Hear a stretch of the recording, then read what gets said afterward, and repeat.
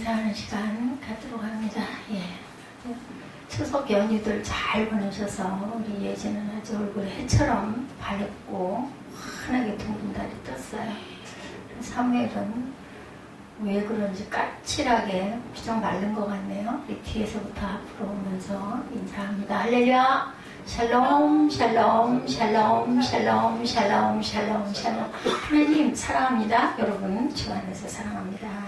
잘 아시는 말씀이죠. 네, 사사기, 네, 삼손의 혼인 수수께끼 이야기 1절부터 20절까지 우리 함께 나눴죠. 네, 구약 역사 가운데 가장 참담한 그 시대, 사사시대라고 저는 생각합니다. 그 중에서도 가장 어두웠던 시대에 사사로 부름받은 사람이 바로 삼손. 아주 어려울 때죠. 예, 오죽이 나면 타작을 어디서 해요? 포도주 틀에 숨어가지고 타작을 할 정도로 아주 힘든 삶을 살고 있는 그러한 상황의 삼손입니다. 태양을 뜻하는 삼쉬, 언이라는 자소서, 지소서가 꼬리에 붙어 만들어진 단어. 예, 삼손은 태양을 뜻하는 샘쉬의 오엔이라는 지소서가 꼬리에 붙어 만들어진 단어. 그래서 샘시온, 삼손은 작은 태양, 이런 의미를 갖고 있죠.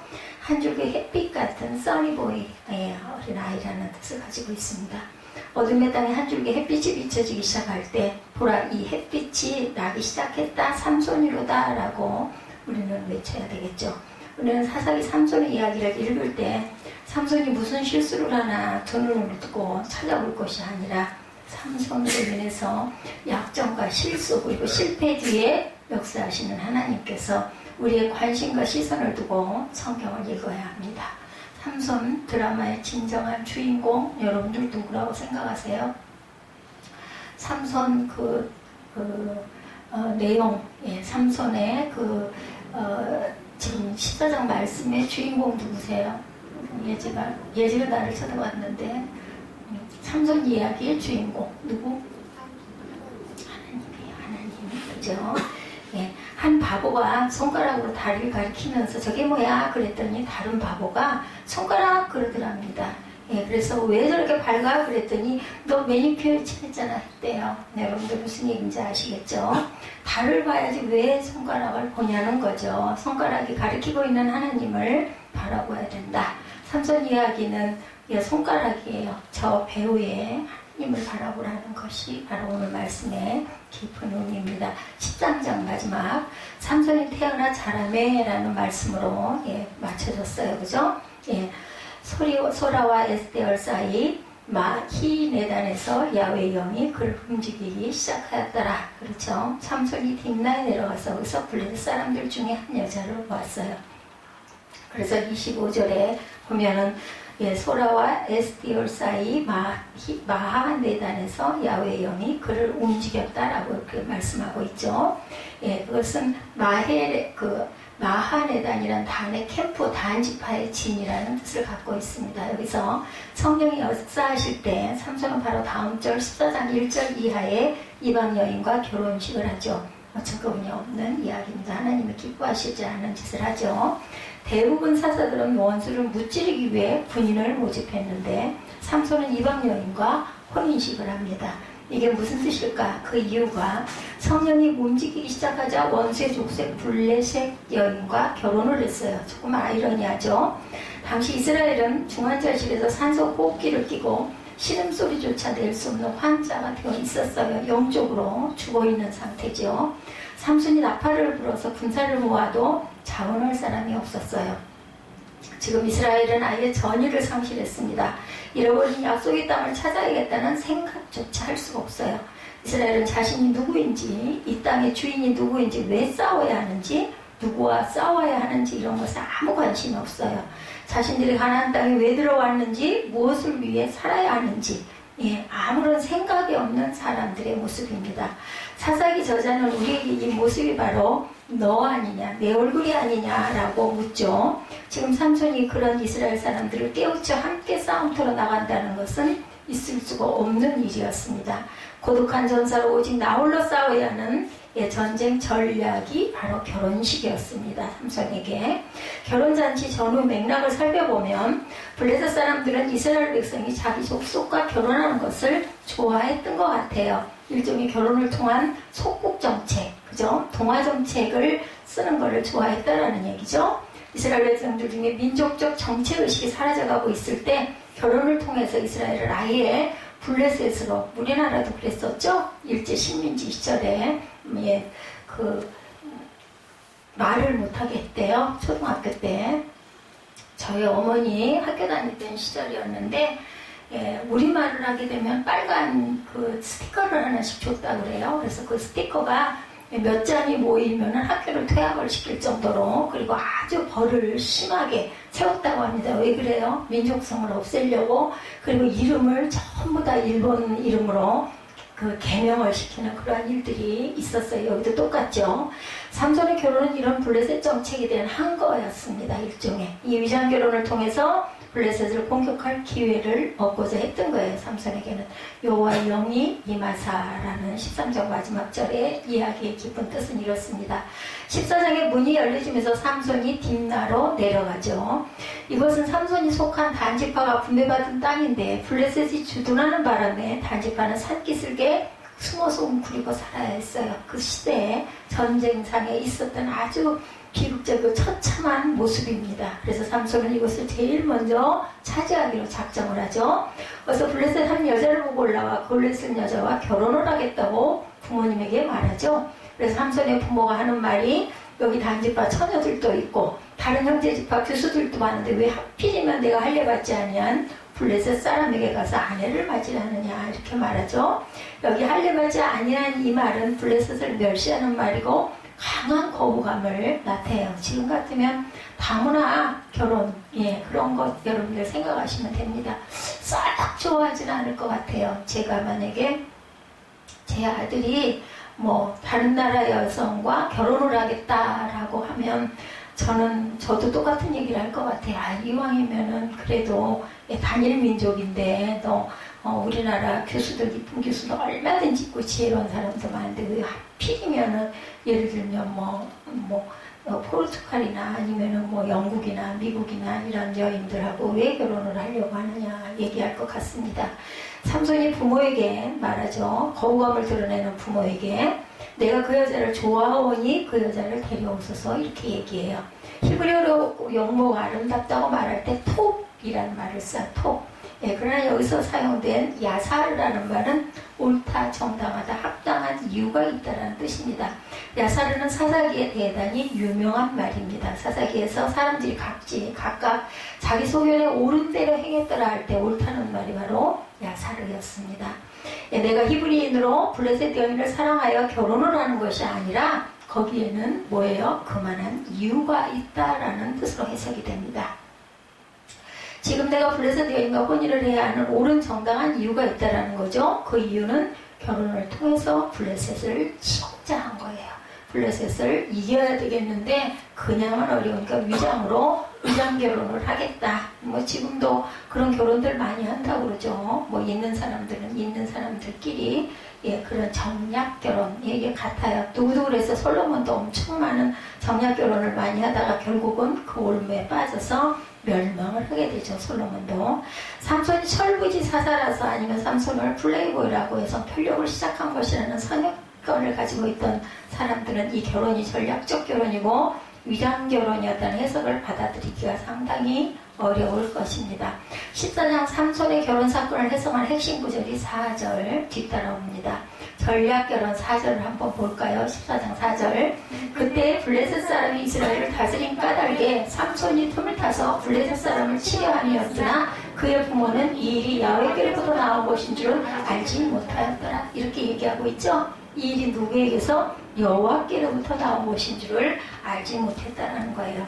13장 마지막에도 소라와 에스더 사이 마하네단에서 야훼의 영이 그를 움직이기 시작하였더라, 이렇게 얘기를 했고, 오늘 본문 14장 4절에도 이 일이 누구에게로부터? 여호와께로부터 나온 것인 줄을 알지 못하였더라. 하나님이 삼손에게 이렇게 명령을 하신 거죠. 감동을 주신 겁니다. 이것이 삼손의 엉뚱한 짓에 대한 성경의 해석이고 평가입니다. 이 해석은 몇 가지 사실을 분명히 합니다. 이때 블레셋이 이스라엘을 다스리고 있었죠. 속국이었어요. 그죠? 삼손이 전략거론을 통해 블레셋 사람을 칠 틈을 찾고자 한 거예요. 그의 부모는 모르죠. 이 전략이 어디로부터? 야훼께로부터 나온 것이었다. 그러므로 호세아 선지자가 하나님의 사랑을 보여주기 위해서 음란한 여인 누굴 고멜과 결혼을 하듯이 삼손은 하나님의 백성은 아직 죽지 않았다. 하나님은 자기 백성을 완전히 포기하신 것이 아니다라는 사실을 보여주기 위해서 원수 족속의 딸과 결혼식을 한 겁니다. 기록원을 따랐던 300용사를 찾는다는 것은 아주 불가능했어요. 그가 할 수 있는 일은 나홀로 전쟁터에 나가 게릴라가 되는 길밖에 없었던 거예요. 바로 그 게릴라 전략이 위장결혼 작전이었다라는 거죠. 블레셋이 이스라엘의 동화징척에 먹혀 들어가서 삼손 같은 인물조차 블레셋으로 귀화하고 있구나 안심하고 있을 때 여기 딥는 땅을 칠 합법적 이유, 틈을 찾아보자. 이것이 바로 전략이었습니다. 삼손의 결혼식은 이스라엘은 죽지 않았다는 것을 세상에 알리는 일종의 그 거사, 이스라엘이 사람이 다 죽은 것은 아니다라는 사실을 알고 싶었던 거죠. 이스라엘은 블레셋의 속국으로 이 땅에서 사라져갈 백성이 아님을 보여주고 싶었던 겁니다. 혼자서 3일 만세 운동을 펼쳤던 것, 우리나라 3.1 운동 여러분들 아시죠? 이 일이 야훼께로부터 나온 것이라는 그 사사기 저자는 해석을 합니다. 이 말은 하나님이 이방 족속과 결혼을 해도 좋다고 허락했다는 뜻이 아니고 부모를 거역해야 된다는 뜻도 아닙니다. 삼손의 배후에서 삼손을 다스리는 분이 하나님이셨다. 지금 하나님께서 죽은 땅에 새로운 구원의 씨를 뿌리기 시작했다라는 것입니다. 하나님이 당신의 백성이 짓밟혀 죽도록 버려두지 않겠다라는 뜻도 되죠. 한국 교회가 엄청 많아졌어요. 6만여 교회라고 하죠. 대형 교회도 많아지고 성도도 굉장히 많아졌습니다. 그 많은 교회가 영적 전투력을 상실했다면 그것이 바로 사사시대와 같다라는 거죠. 그 많은 성도가 하나님 나라의 강한 군대가 되지 못한다면 삼손시대입니다. 삼손이 사사가 되어 블레셋과 싸울 때 유다 지파는 삼손을 묶고 블레셋에게 원수에게 넘겨줍니다. 사단을 무찌르고 이 땅에 복음을 전하려고 구원하는 일에는 무능력하고 교파끼리 싸우고 교회끼리 싸우고 교인들끼리 싸우고 사사를 묶고 원수에게 넘겨주는 시대라면 그게 사사시대라고 밖에 볼 수가 없겠죠. 다 그렇다고 저는 생각하진 않습니다. 누군가 지금 우리 시대를 일컬어 이 적과 악을 분별 못하는 시대다 이렇게 이야기를 하기도 합니다. 어제 뭘 좀 알아볼 일이 있어서 지방에 우리 회계 목사님에게 전화를 드렸더니 그분이 말씀 말미 얘기하시더라고요. 굉장히 교회가 어려운 때인데 우리 목사님 힘내십시다 샬롬하고 얘기를 해서 저도 샬롬으로 받았습니다. 저는 이때가 더욱더 긴장하고 더 힘을 내서 기도해야 될 때다 이렇게 생각을 합니다. 저는 무릎을 꿇고 기도는 못합니다. 누워서 기도하고 앉아서 기도하고 일하면서 기도하고 이렇게 기도합니다. 이 땅이 다른 건 다 필요 없고 코로나19가 물러가게 하옵소서 그리고 회개의 영을 보내주시옵소서라고 기도합니다. 그러면서 때로 제 몸을 위해서 기도한 적은 거의 없는 것 같아요. 우리 가족들, 우리 특히 예지 위해서 기도를 참 많이 했죠. 어제는 또 정바울 선생님 머리가 많이 아프다고 그러셔가지고 누워서 기도를 한동안 했고 저녁 8시부터 아침까지 그냥 잠을 한 잠도 못 자고 그냥 꼬박 세우고 일어났습니다. 그 시간 내내 기도하면 얼마나 좋을까요? 네, 그러지는 못했어요. 정글 밀림을 질주해야 할 사자가 동물원에서 사육사가 던져주는 고기나 받아먹고 사는 꼴. 그게 바로 이 사사시대 삼손의 이 시대의 이 모습이었다. 독수리가 날개가 적어 날지를 못하고 참새의 조롱거리가 된 꼴입니다. 독수리가 높이 날아야 독수리의 용맹을 드러낼 텐데 그렇지는 못했다는 거죠. 애기 칫솔이 엄마 칫솔에게 엄마 우리 칫솔 맞지? 그럼 칫솔이고 말고 근데 왜 우리 이빨을 안 닦고 운동화만 빨고 있어? 이게 이런 꼴이라는 얘기예요. 칫솔이 할 일은 이를 닦는데 사용하라고 칫솔을 만들었는데 왜 이는 안 닦고 운동화만 닦느냐는 거죠. 온전치가 않은 거죠. 젊은 사자를 찢죠. 삼손이 부모를 어떻게 설득했는지는 모르지만 결혼 승낙이 돼서 블레셋 이 여인의 집을 드나들게 되죠. 한 번은 처가가 있는 딥나 마을 포도원을 찾아갔어요. 삼손이 나시린이 먹지 말아야 할 포도를 찾고 있어요. 거기서 젊은 사자를 만나죠. 바로 이 장면이죠. 삼손이 젊은 사자를 찢어 죽이는 사건을 굉장히 여러분들 우리 예지나 사무엘 동화 속에서 많이 봤을 거예요. 그 이후에 로버트 태권보의 슈퍼맨 600만 불의 사나이, 두 얼굴의 사나이, 그죠? 마징가 제트. 그럴 때 삼손을 많이들 아이들이 떠올리곤 했습니다. 성경은 바로 이 순간 중요한 기록을 남겨 6절이죠. 여호와의 영이 삼손에게 강하게 임하니 그가 손에 아무것도 없이 그 사슬을 염소 새끼를 찢는 것 같이 찢다. 이렇게 얼마나 기운이 셌으면. 근데 우리 어렸을 때는 이런 거 보면 막 신났었어요. 그죠? 600만 불의 사나이처럼 신나서 삼손 장군 하면 아주 기운이 센, 그죠? 이렇게 영웅, 이런 생각. 그거 외에는 뭐 아는 게 없었죠. 성경은 바로 이 중요한 기록을 남겼어요. 그런 소중한 경험이 있은 얼마 후 삼손은 다시 그 여자가 있는 딥나 마을로 가죠. 바로 그 포도원 곁을 지나다 보니 갑자기 궁금한 생각이 들었어요. 내가 찢어버린 그 사자가 어떻게 생겨서 어떻게 버려져 있나, 그게 궁금했던 것 같아요. 어떤 꼴을 하고 있을까. 사자의 시체에 야생벌들이 벌집을 짓고 꿀을 잔뜩 모으고 있었어요. 손으로 그 꿀을 떠서 먹고 길을 가며 꿀을 실컷 먹습니다. 그리고 부모에게도 꿀을 드렸어요. 본문에 나와 있죠. 이번엔 시체를 만지거나 부정한 것을 먹지 말아야 할 나시린이죠. 사자 시체를 가까이 하고 시체에 매달린 꿀을 먹었어요. 심지어는 글쎄요, 저도 이때 만약에 삼손이었다면은 이 사자 시체에 있는 꿀을 떠먹고 그리고 또 집에다 갖다 드렸을까 생각을 해보니 지금 현재 제 생각으로는 못할 것 같아요. 근데 아마 배가 너무 많이 고파서 눈에 뵈는 게 없으면 모르겠습니다. 그죠? 그거 당해보지 않으면 모르죠. 사자의 시체에 벌떼가 꿀을 모아뒀다는 거 금방 이해가 안 되죠. 벌은 부패한 동물 위에 벌집을 짓지 않는다고 합니다. 원래 사막에서는 시체가 부패 과정을 거치지 않고 밀려가 돼요. 바짝 말라가지고 그래서 바위처럼 굳어질 수가 있다고 합니다. 혹은 다른 짐승이 금방 시체를 뜯어먹고 남은 뼈에 벌집이 매달려 있을 수도 있다고 합니다. 아주 뜨거운 데이기 때문에 썩지를 않고 8절에 사자의 몸에 벌떼와 꿀이 있었다고 하는 것을 보면 전장에서 말했던 것처럼 사자의 시체가 금방 굳어 바위처럼 되어 있었던 모양이죠. 그래서 이 사건을 접하는 독자들은 해석상 혼란을 겪게 됩니다.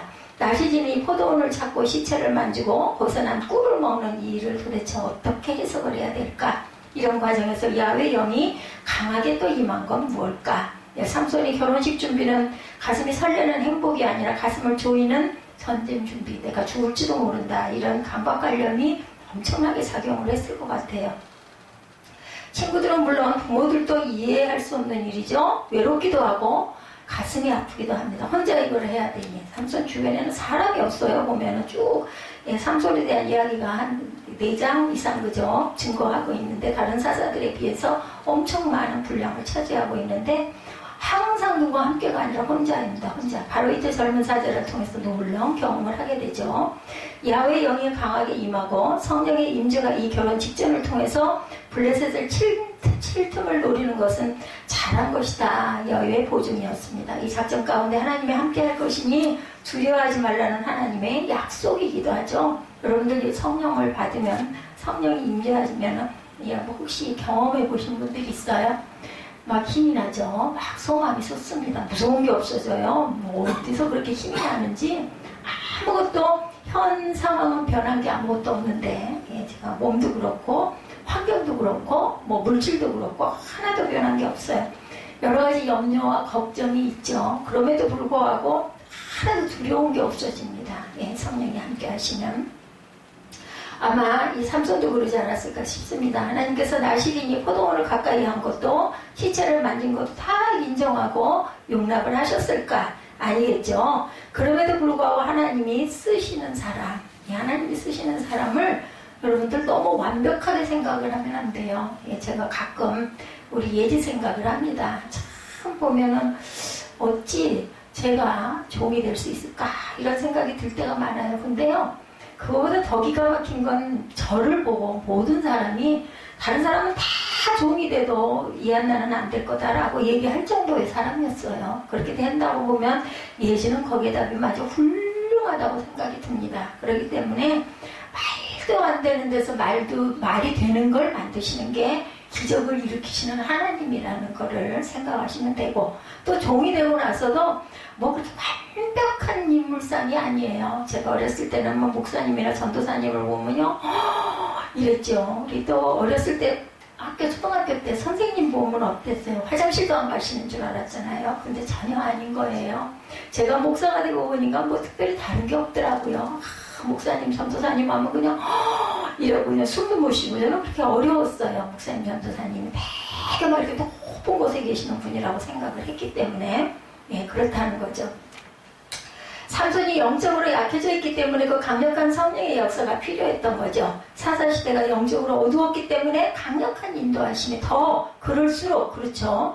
삼손이 사사로서 혼돈된 정체의식을 가지고 혼란스러운 행동을 하고 있기 때문에 사사기를 읽는 우리조차도 혼란이 되고 혼동이 옵니다.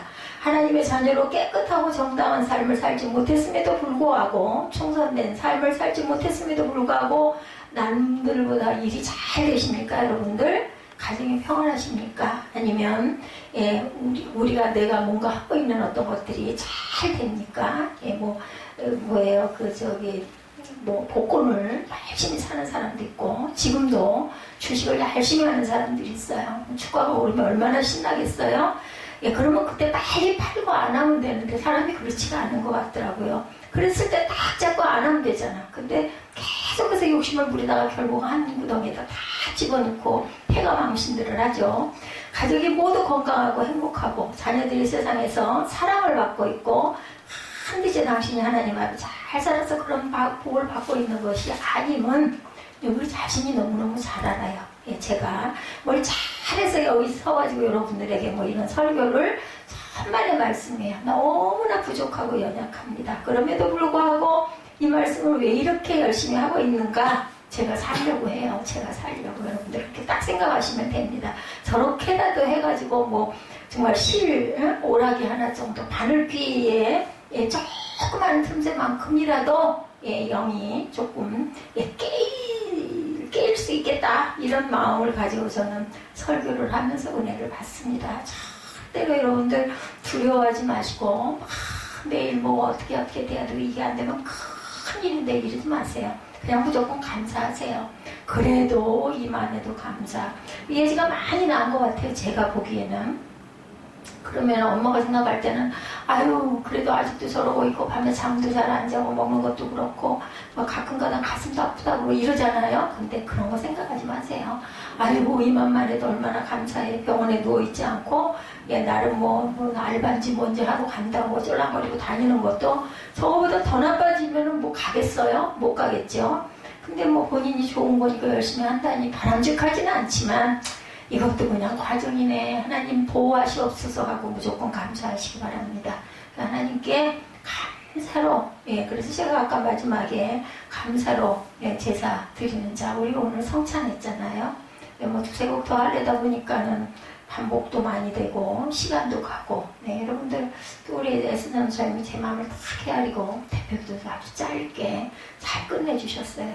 그래서 제가 광고하려고 그랬거든요. 우리가 기도를 다른 교회하고 다르게 우리가 항상 성찬 때는 각자 기도를 많이 하잖아요. 한 달 동안 있을 기도, 지나간 일에 대한 기도, 우리의 소원의 기도 이런 걸 많이 하기 때문에 많은 인원이면 절대로 못하죠. 시간도 많이 가고 많이 했기 때문에 대표 기도를 간단하게 예, 그냥 끝내고 말씀으로 들어가야겠다. 오늘도 그 생각을 했는데 이걸 어떻게 하면 좋을까? 우리 에스더 전사님이 기도가 좀 긴 편이죠. 아주 꼼꼼하게 많이 하시기 때문에.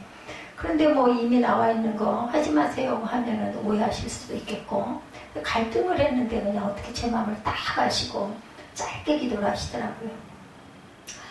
하나님이 당신의 죄와 실수, 약점과 허물을 모두 인정해 준 것이라고 절대로 생각하지 말고 하나님은 저와 여러분을 기다리고 계시는 분 그리고 인내하고 계시는 분 그렇기 때문에 우리도 기다릴 줄 알아야 되고 인내할 줄 알아야 됩니다. 그 모든 것들이 예, 나의 것이 아님을 고백하고 인정하면 하나도 불만이 없어요. 하나님이 주신 경험과 축복과 기적의 경험을 가지고 하나님이 주신 사명을 잘 감당하는 것 그것만이 우리가 해야 할 일입니다. 뭘 대단한 거 그렇게 뭐 대단한 걸 해야만 하나님이 어이구 너구나 절대로 그러지 않는 거. 뭐 대단해봤댔자 뭐 얼마나 대단하겠어요.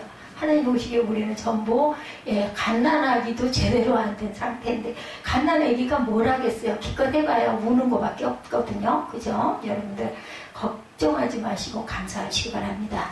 수수께끼 보면 10절부터 결혼잔치가 벌어지죠. 오늘 본문에 이 잔치는 신랑 삼손이 신부집에서 잔치를 베푼 것으로 되어 있고 이렇게 하는 것이 그들의 풍습이에요. 거기 잔치에 참여한 신랑의 친구들이 모두 블레셋 사람들로 나오죠. 나중에 보면 결혼 후에도 부인이 계속 친정에 머물러서 삽니다. 남편을 따라오는 게 아니라 이런 블레셋 혼인 풍습을 차디카 혼인이라고 한다고 그래요. 차디카 혼인. 차디카란 연인, 애인, 현지처라는 뜻을 갖고 있습니다. 차디카는 신부집에 지참금을 주고 부인으로 데려오는 것이 아니고 혼인 후에도 신부는 그냥 자기 집에서 살아요. 신랑은 신부집을 방문할 때마다 돈이나 선물을 가지고 가도록 되어 있습니다. 공인된 어떻게 보면은 요즘 말로 쉽게 얘기하면 현지처, 유럽을 갔다가 아니면 태국을 갔다가 거기에 철을 하나 두는, 우리는 일부 일체적이기 때문에 그러면 큰일이 나지만 그때는 그랬던 것 같습니다. 삼손의 부인으로 선택된 이 여인을 사사기 14장은 처녀라는 말을 쓰지 않고 여자라고 표현합니다. 원문에도 처녀, 베툴라가 아닌 주로 결혼한 여인을 가리키는 여인, 이샤라는 단어를 쓰고 있습니다. 과부나 이혼녀였던 것 같죠. 그리고 신랑의 산지 친구로 30명이나 초대한 것을 보면 딥나 마을에서 대단한 영향력을 가지고 있는 집안이었던 것 같습니다. 여러분들 이 구약의 이런 내용들 이렇게 여러분들 들으시면 재밌지 않아요? 저는 참 재밌던데요. 잘 모르지만 이런 이야기들을 하다 보면 저는 신이 나고 재밌던데 재미있게 성경을 한번 이렇게 이해를 해보세요. 그러면 참 재밌어요. 결혼 같지 않은 결혼식, 신부 같지 않은 신부, 친구 같지 않은 친구들, 그래도 삼손에겐 든든한 후원군이 될 만한 처가예요. 이 삼손에게는 합법적인 시비거리가 생겨 한판 붙게 되면 그럴듯한 싸움이 될 만한 상황을 삼손은 설정을 한 거예요. 지금 그거 뭐죠? 꿀에서 꿀이 나오고 그 수수께끼 이야기 본인 아니면 절대로 알 수가 없죠. 결혼잔치에 흥이 달아오르고 결정이 이른 무렵에 싸움판을 준비하죠. 수수께끼를 내서 맞추면 상을 주는 그들의 풍습이 있었어요. 삼손은 수수께끼 상금을 엄청나게 크게 걸어서 도박판이 되게 하고 마침내 그것이 시비와 싸움으로 이어질 것을 기대한 거예요. 각본을 짠 거예요. 이렇게 배옷, 비단, 속옷 30벌, 겉옷, 요즘으로 말하면 비싼 양복 정장 30벌 내기를 합니다. 모인 들러리 친구 30명의 겉옷 속옷을 발가벗겨 놓으려고 한 거죠. 작전은. 신랑이 들러리들이나 마을 사람들은 무작정 죽일 수는 없었어요. 그러나 옷을 벗어라 못 보는다 장난하는 것 가지고 왜 그러냐. 게임같이 이렇게 굴 수는 있었던 거죠. 비겁하게 굴지 말라 해서 30명 친구들이 폭동을 일으키게 되고 결국 싸움을 격하게 만들어서 일순간에 그들을 죽이겠다는 계산이었습니다. 삼손에게는 일종의 정당방위 상황을 만든 거죠. 14절 수수께끼 참 애매하죠. 수수께끼는 원래 애매모호하지만 해답을 알고 나면 그렇구나 깨달아져야 돼요. 근데 사람들에게 즐거움과 신사람을 주게 되는데 삼손의 수수께끼는 해답의 질문보다 더 애매모호하죠. 삼손이 겪은 일이니 누가 알겠습니까? 자, 이게 뭐지? 질문 형식이 되어야 하고 대답은 그것은 이거다. 서술 형식이 되어야 하는데 삼손의 수수께끼는 서술문으로 되어 있고 대답이 오히려 질문형으로 나오죠. 수수께끼란 보편 타당성이 있어야 하는데 삼손의 수수께끼는 자신만이 경험했던 내용을 가지고 수수께끼라고 던진 거죠. 애매모호하고 알쏭달쏭하고 자 도대체 뭐가 뭔지 모르겠는 게 바로 삼손의 수수께끼였습니다. 오늘 본문이 주변가들은 여기 수수께끼는 성령의 사람인지 천방지축 철분인지 애매모호한 삼손 자신을 상징하고 있다고 말합니다. 사사시대 즉 족장시대 지파시대에도 아니고 왕정시대도 아니고 모호성의 시대를 상징하죠. 사사시대 암흑기라고 그러죠. 왕이 없어요. 왜 왕이 없어요? 인정들을 안 했기 때문에 없습니다. 왕은 하나님이시죠. 삼손이 활동하던 무대 소다, 딥나, 아스불론, 소랫골짜기, 가자 지역 즉 평지도 산지도 아닌 어중간한 산깃을 애매모호 지역을 상징한다고 말하죠. 자기 멋대로 낸 수수께끼, 자기만 아는 정답, 이것이 삼손의 수수께끼 넌센스였었어요. 수수께끼가 아니라 차라리 넌센스 퀴즈 같은 거였죠. 먹는 자에게서 먹는 것이 나오고 강한 자에게서는 뭐가 나와요? 단 것이 나왔다라고 얘기합니다. 이게 수수께끼죠. 예, 성서 연구가 바우엘, 포토, 가스터, 넬 같은 사람은 블레셋 사람들이 그건 섹스다, 성생활이다라고 대답하리라고 기대했다. 이렇게 추측들도 하고 있다고 합니다. 그런데 마을 청년들이 삼손의 부인을 협박하죠. 부인의 눈물 어린 사랑투정을 일주일을 열심히 해서 정답을 알아내죠. 무엇이 꿀보다 달겠으며 무엇이 사자보다 강하겠느냐. 이 일로 삼손이 정당하게 블레셋 딥나 도시를 치겠다던 계획은 그만 수포로 돌아가고 맙니다. 그토록 애써 수립했던 전략을 자신이 일순간에 무너뜨려요. 참 이 부분이 정말 안타까워요. 그죠? 이런 작전을 하나님이 영이 임해서 이런 작전을 세우고 하나님께서 영감을 주셔서 계획한 것까지는 좋은데 왜 여자에게 약해가지고 넘어가고 머리는 왜 깎여가지고 눈이 빠지고 그렇게 하고 결국은 성경과 같이 쓰러져서 죽는 꼴은 왜 당하느냐는 거 너무나 안타까워요. 그 강한 힘을 가지고. 그죠? 사자보다 강했던 삼손, 꿀 앞에 맥을 못 추었듯이 사자 같은 사사 삼손은 꿀 같은 여자 앞에 늘 맥을 못 추다 걸핏하면 실패를 반복하고 결국은 생명까지 빼앗기게 되죠. 눈 뺏기고 나중에는 생명까지. 다행히 그죠? 힘을 하나님께서 주셔가지고 응답을 주셔가지고 그에 살아서 죽인 사람보다 그 마지막 순간에 성전과 함께 무너져서 죽은 숫자가 더 많았더라. 성경에 이렇게 나타나고 있습니다. 삼손은 실패하지만 하나님은 어떻게 블레셋을 치기 시작했는지 14장 19절부터 15장까지 계속해서 나오죠.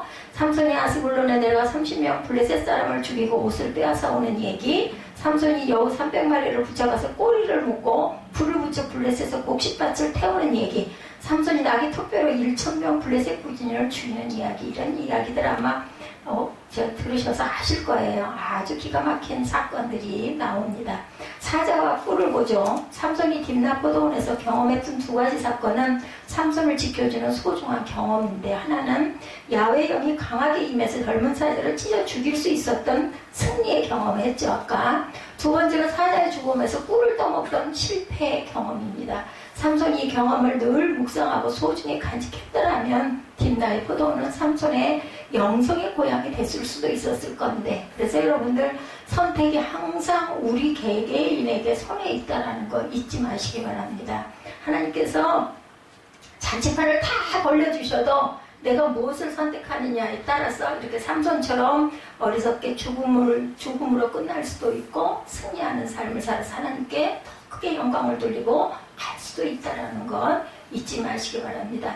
꿀에 미끄러져 넘어질 수도 있었겠죠. 그의 하나님을 의지하면 나는 이리때 같은 블레셋 앞에 젊은 사자가 될 수도 있었을 겁니다.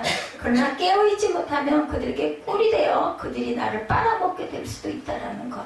우리 모두에게도 딥나의 포도원은 어디에나 있습니다.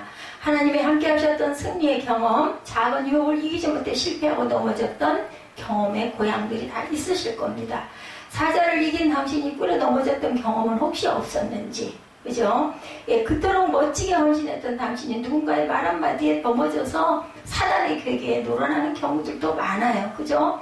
그 엄청난 기적을 체험한 저와 여러분이 그 보잘것없는 시험에 쓰러진 적은 없는지, 하나님께서는 그 큰 복을 주셨는데 지푸라기 같은 것을 붙들고 버둥대고 있지는 않은지, 누가 그랬다고 그러죠? 사람 살려! 그리고 소리쳤대요. 그러고 막 도대체 이걸 어떻게 쓰면 좋냐 하니까 산신령이 나타나가지고 손을 놔! 그리고 얘기를 했대죠. 그랬더니 안 된다고, 다시 누구 없어? 하고 했다고 그러죠. 바로 아래는 30-40cm밖에 되지 않는 거리인데 그 낭떠러지인 줄 알고 붙잡고 매달려가지고 고래고래 소리를 지르는 모습이 저와 여러분의 일상의 모습은 아닌지 깊이 생각하시기 바랍니다. 제가 일부 예배 드리고 우리 에스더 전도사님 그런 얘기를 했어요. 그냥 말씀이 이렇게 아가서 요즘에 우리 세린 예배가 아가서거든요.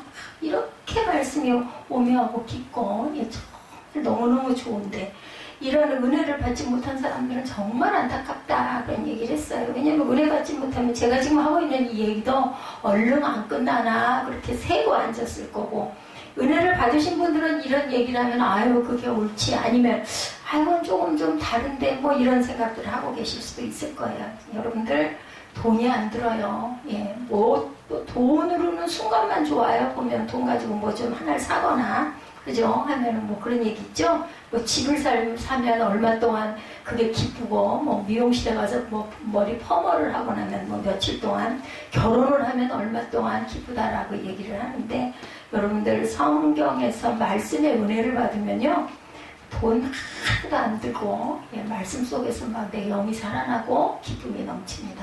아주 염려, 걱정, 근심거리가 산더미만큼 옆에 있어도 그래도 좋습니다. 꼭 바보, 미친 것 같지만 성령에 미쳐도 이왕이면 성령에 미치시기 바랍니다. 예, 그러면 하나님이 우리를 지켜주시고 영광으로 우리와 함께 하신다는 것. 꿀 같은 아내의 꼬임에 넘어가지 말아야 되겠죠. 예, 삼손이 만약에 조금 더 온전했더라면. 예, 제가 뭐라고 이거를 이렇다 저렇다 말하진 않겠습니다. 여기서 저는 그냥 여기서 시사하고 있는 영적인 하나님의 진리의 말씀 속에 깨달아지는 것, 이것만 짚고 넘어갈게요. 옳으니 그르니 그것은 하지 마십시다. 항상 선택은 우리에게 있다라는 것, 꿀을 택하든 아니면은 그것을 안 먹었든, 그죠? 그리고 여인에게 안 넘어가가지고 수수께끼를 내지 않았든 했으면 좋았을 건데 선택을 삼손이 잘못한 거죠. 잘 계획을 하고 하나님이 영이 알려주시는 대로 순종을 했는데 결국은 실패를 겪게 되는 것. 선택은 누구에게? 나에게 있다라는 거죠.